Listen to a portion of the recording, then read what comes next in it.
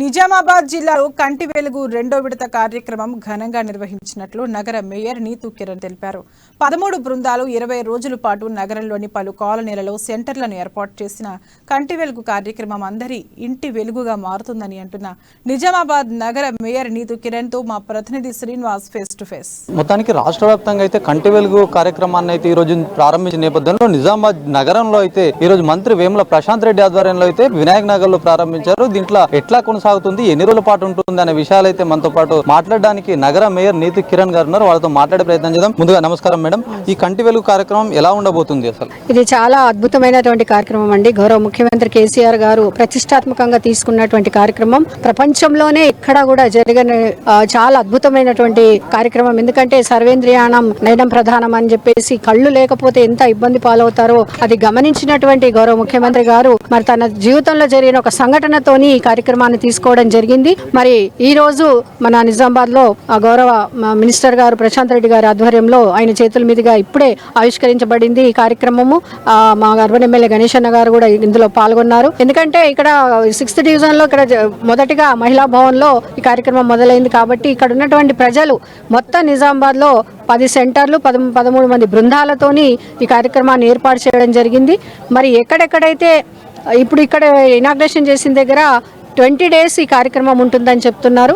ఎందుకంటే అంత లోపల ప్రజలందరూ కూడా కవర్ చేసుకోవాలి. ఒకవేళ అక్కడ అందుబాటులో ఇంకో కొంతమంది రాలేరు, వస్తున్నారు ఇంకా అంటే దాన్ని పొడిగించే అవకాశం కూడా ఉంటుంది. కాబట్టి మరి ఆ విధంగా ప్రజలు ఎక్కడెక్కడైతే సెంటర్స్ ఉన్నాయో అవన్నీ చక్కగా వినియోగించుకోవాలని చెప్పేసి తెలియజేస్తాం. అంటే నగరంలో ఉన్నటువంటి ప్రజలందరికీ కూడా అందుబాటులో ఉండడానికి అయితే సెంటర్స్ ఏర్పాటు చేశారు. ఇది అందరికీ అంటే వాళ్ళ అవగాహన కలిగించే విధంగా ఏమైనా కార్యక్రమాలు కానీ ముందస్తు చర్యలు ఏమని చెప్పారు?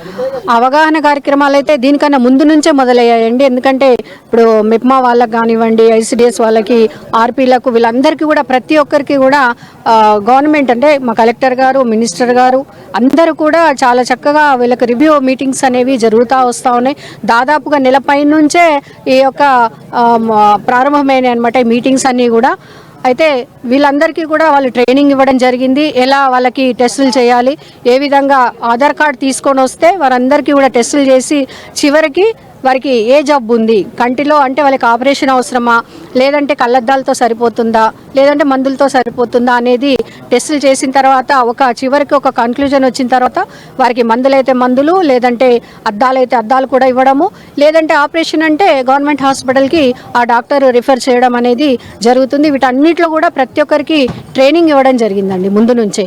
ప్రజలలో కూడా వీళ్ళంతా వెళ్ళి, ఆర్పీలు, ఆశా వర్కర్లు వీళ్ళంతా వెళ్ళి ప్రజలకు కూడా ఏవైతే పాంప్లెంట్స్ ఉన్నాయో కంటి వెలుగుకి సంబంధించి ఇంటింటికి పంచడము, అలాగే వారందరికీ కూడా అవగాహన అంటే ఈ పలానా రోజు ఇది ఉంది, ఈ విధంగా ముఖ్యమంత్రి గారు చాలా అద్భుతమైనటువంటి ఒక కార్యక్రమాన్ని తెచ్చారని. మొత్తానికి అయితే నిజామాబాద్ నగరంలో ఏర్పాటు చేసినటువంటి కంటి వెలుగు కార్యక్రమం అయితే ప్రజలకు ముందుగానే అవగాహన కలిగించామని చెప్పి కూడా స్థానికంగా అయితే చెప్తున్న పరిస్థితి కనిపిస్తుంది. ప్రజలందరూ కూడా ఇలాంటి ఏదైతే వినియోగించిన కంటి వెలుగు కార్యక్రమానికి సంబంధించినటువంటి ఏదైతే కంటి సమస్యలు ఉన్న వాళ్ళు ప్రతి ఒక్కరు కూడా వినియోగించే విధంగా అయితే ఇంత ముందే నుంచే ఏర్పాటు చేశాము. ఇదంతా కూడా సద్వినియోగం చేసుకోవాలి. కంటి వెలుగు సంబంధించిన కార్యక్రమం ఏదైతే సీఎం కేసీఆర్ అయితే ప్రత్యేక దృష్టి పెట్టి ఈ కార్యక్రమం ఏర్పాటు చేసినట్టుగా అయితే స్థానికంగా నగర మేయర్ గానీ ఇక్కడ స్థానిక కార్పొరేటర్ కూడా చెప్తున్న పరిస్థితి కనిపిస్తుంది. కెమెరామెన్ భాస్కర్తో శ్రీనివాస్, అమా న్యూస్, నిజామాబాద్. మొత్తానికి